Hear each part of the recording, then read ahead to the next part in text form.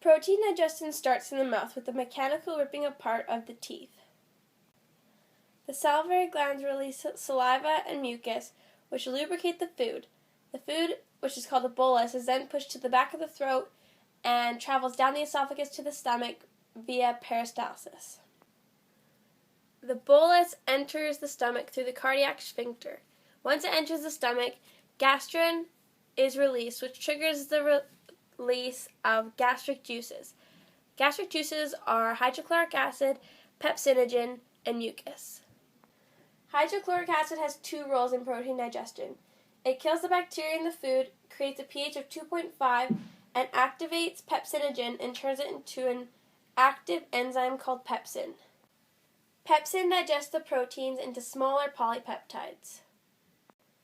The acid chyme then exits the stomach and goes into the duodenum through the pyloric sphincter.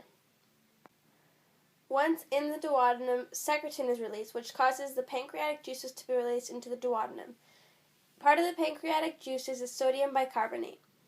This enzyme neutralizes the pH to be 8.5, which is a state where all the enzymes can function at their optimum potential.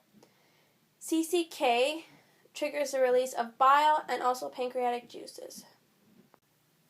Trypsin is a pancreatic juice that breaks a small polypeptide into di and tripeptides.